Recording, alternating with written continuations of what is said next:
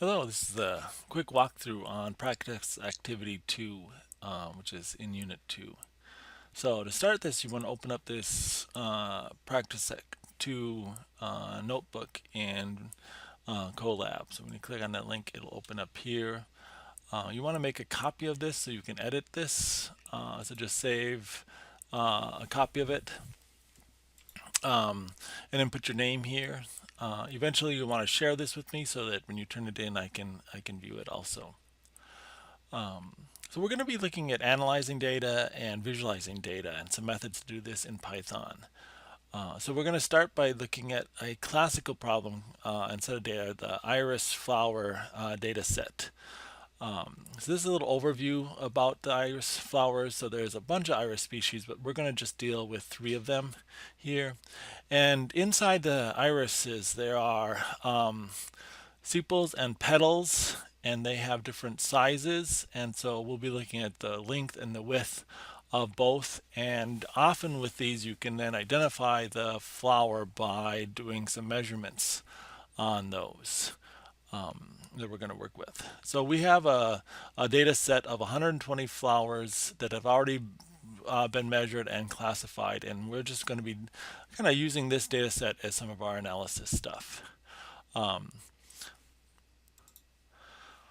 Some of this basic information comes from a Google custom walkthrough that uses this. They actually go much more into machine learning, which we're not going to do yet. But some of this data and photographs come from this.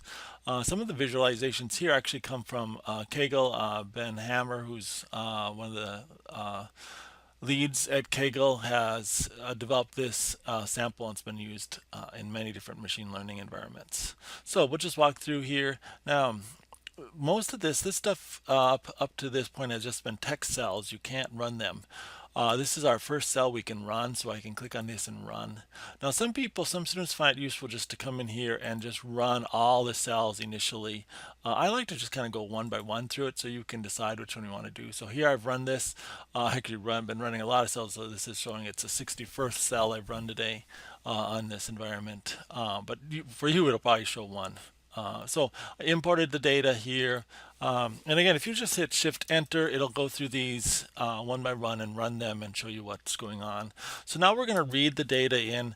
I actually have a modified version of this iris data set with some errors and problems with it that I want you to use because we're going to have you find some of the problems and remove them and stuff like that. So make sure you use this rather than some of the other iris data sets that are out there. Here's a command. So what this has done is this is the URL, the location on the internet where the data is. And this read file, CSV file, comma separated value file, reads in the file and stores it in a variable called iris. So we'll be using this variable iris to do things. Now this sets the index. We don't have to worry about that, but that just does something for us. But here's our first command. So we say iris, which is the name of our data frame, and dot, and then head here. And 5 will tell us how many values to do. The head command shows us the first elements in the data set. So this will show us the first 5 elements. These data sets are kind of like spreadsheets. We have rows and columns set up for them. One thing I want you to do is try different ways of viewing the data here. So there's this head 10. Well, what does that do? Just if you just say head without a value, what if you just say iris? What if you say print iris? What if you say print iris tail 5 with 5 in parentheses? So try some of these values, and then feel free to try some of your own here or modify these.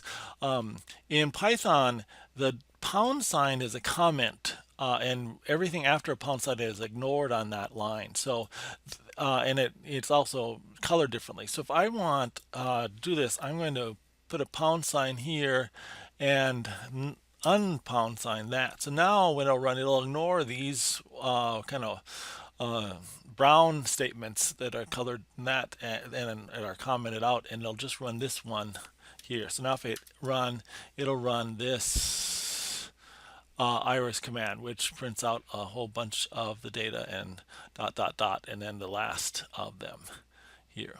So again, try commenting out different values and see what they do and run them.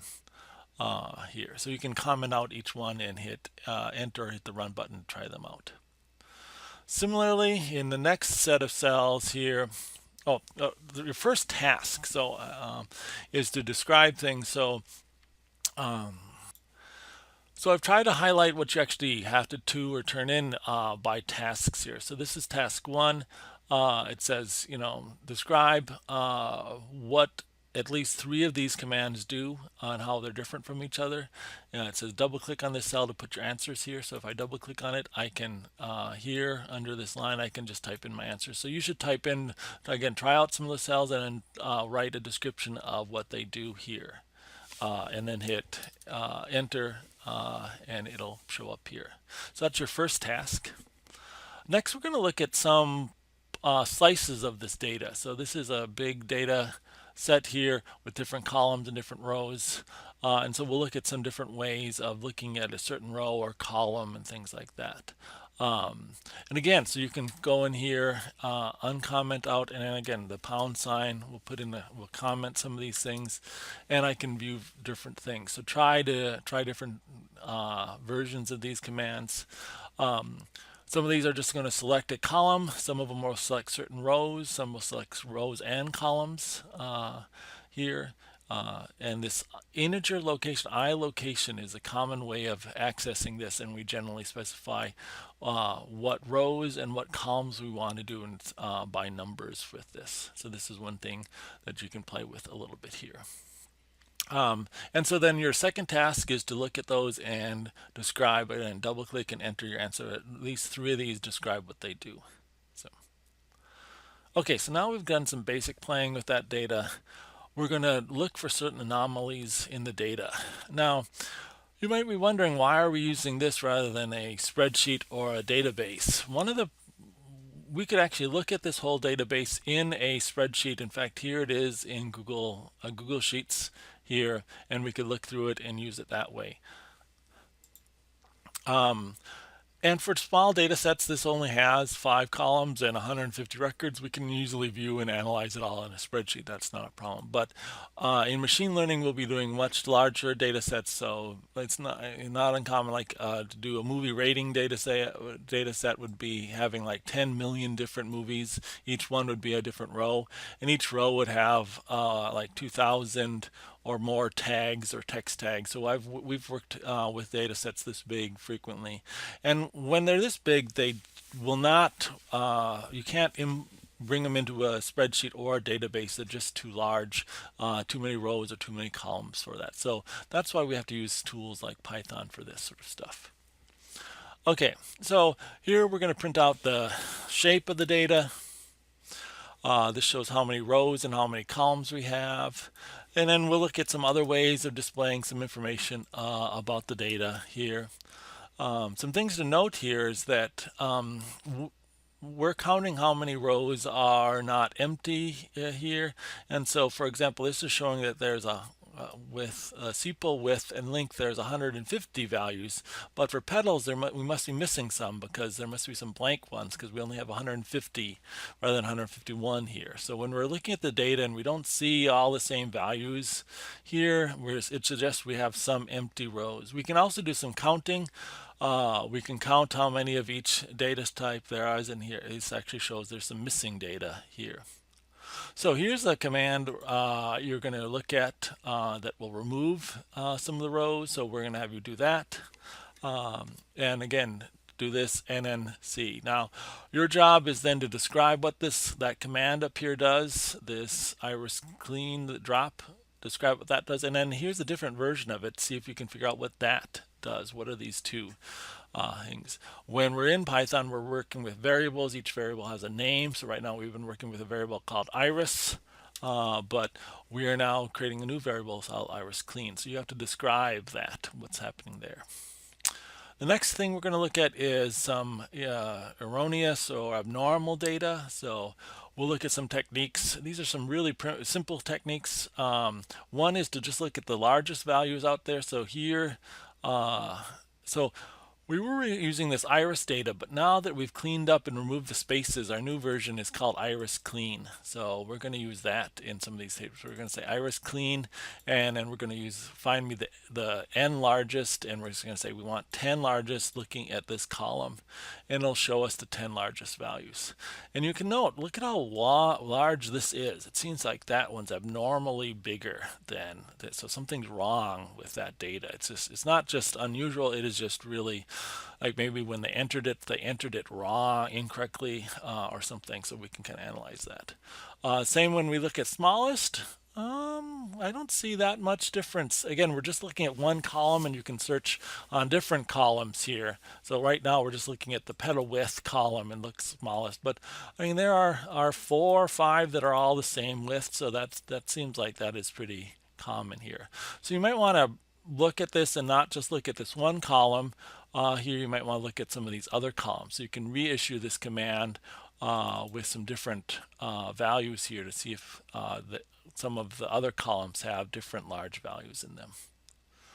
We can also plot the data out. Here we're plotting all 4 values.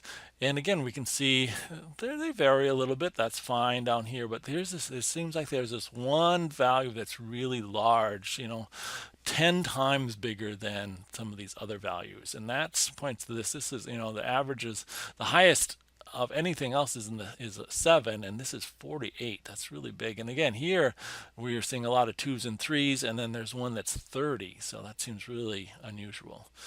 So maybe some data was entered wrong here, or something was wrong here. So this is a command. If we know the value of like one of the figures, like the sepal length is a certain value, here we can enter this command and say, find that value, and this is a not equals. Give me all the cells not equal to that value. Now this isn't going to work. You're going to have to modify this a little bit with looking at the data above, but you want to change this to do that. And so that's your task here, is to remove the erroneous values by changing this column here and getting it to work. You can enter your code here that'll remove any of the abnormal values, and then you can clean up the data. Once your data is cleaned up, it should look like this here, but since if I haven't cleaned it up yet, it will look again like this. So once you clean up, we get rid of this really large value, and then it'll just show all the little random variations between the flowers. So okay, the next task is to do some visualization here. So what we have is a set of visualizations, and we want you to modify them. We want to change different aspects of them. We're using 2 libraries. If we go back up at the very top, we import 2 libraries, Matplot library and Seaborn. So these are 2 well-known visualization libraries in Python. And so now we're going to just do some visualization with those. We've actually been doing some here, but we're going to do some more. Before we go, we're going to take the iris clean stuff, and we're going to say, okay, we've cleaned it all up. Now we're going to rename, overwrite the old iris data, which had some problems with it, with the new iris clean. So now we can just use this iris. And in fact, if we're going through this, we can decide we don't necessarily have to create a new variable when we're cleaning up, but I sometimes like to do that. And so in this example, I did so that we could see the difference between the original and the new one. Okay, so here's some of the commands we'll be looking at. So we might say iris.plot and then specify different parameters to that plot. Or we'll use this CBreeze. Now, notice that it says SNS. What does that do? What does that mean? When we imported the library, the Seaborn library, we imported it as SNS, and that's a common acronym for this. Often we import these libraries. There's one called Panda, and it's typically imported as PD, and Seaborn is typically imported as SNS. So then anytime we want to use these libraries, we use them by these little code names or shortcuts. So again, down here, when we're plotting things out, we'll say SNS, and then the name of the plot or the name of the diagram to work at. So on this you can change, like again, we have 4 different measurements here in our data. If you remember our visualizations here, we have sepal length in centimeters, sepal width in centimeters, petal length in centimeters, and petal width in, or one's length and one's width in centimeters. And then the other thing we're graphing is the species, is what the actual flower is. So we'll look at different visualizations here, try to change, see if you can change, use some of the different values, column headings here, and try to do different plots. Same here, tried this. You can also sometimes change some of these parameters, change this parameter from 5 to 10 or to 2 or something, see what that works out with, and see how these work. So your task is to